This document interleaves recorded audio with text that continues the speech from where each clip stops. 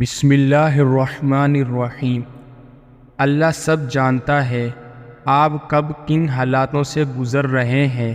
یقین کریں وقت بدل جائے گا، کیونکہ تبدیلی کائنات کا اصول ہے۔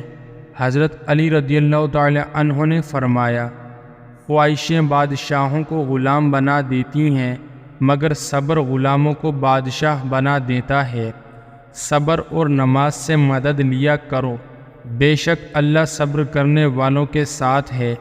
صبر کی حد یہ ہے کہ تقدیر پر کوئی اعتراض نہ ہو۔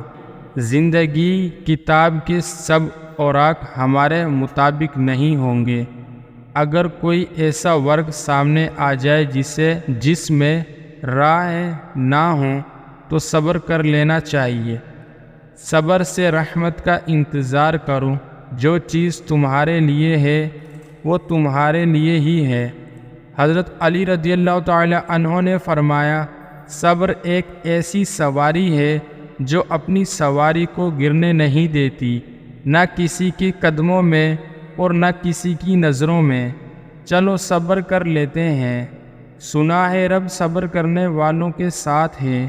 اللہ کسی کے ساتھ ناانصافی نہیں کرتا، وہ بس آزماتا ہے اور صبر کرنے والوں کو میٹھا پھل دیتا ہے۔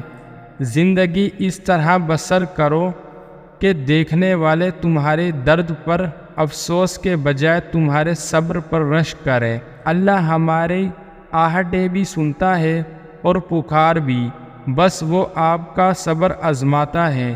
صبر کے کچھ گھونٹ اتنے کڑوے ہوتے ہیں کہ پوری زندگی کی مٹھاس چھین لیتے ہیں۔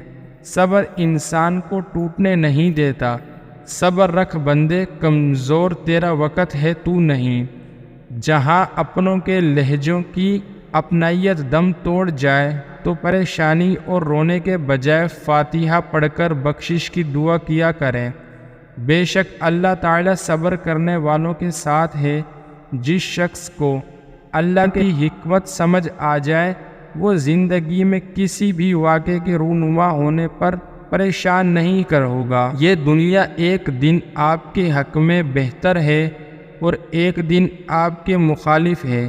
جب حق میں ہو تو شکر ادا کریں اور جب مخالف ہو تو صبر کریں۔ صبر کی ایک بات بہت اچھی لگتی ہے، جب آ جاتا ہے تو کسی کی بھی طلب نہیں رہتی۔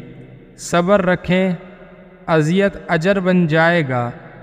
ضروری نہیں کہ کسی کی بد دعا تمہارا پیچھا کرے، بعض اوقات کسی کا صبر بھی تمہاری خوشیوں کے راہ میں رکاوٹ بن جاتا ہے۔ دکھ میں کبھی پچھتاوے کے آنسو مت بہاؤ، بلکہ یہ سوچو کہ تم وہ خوش نصیب ہو جس کو اللہ نے آزمائش کے قابل سمجھا۔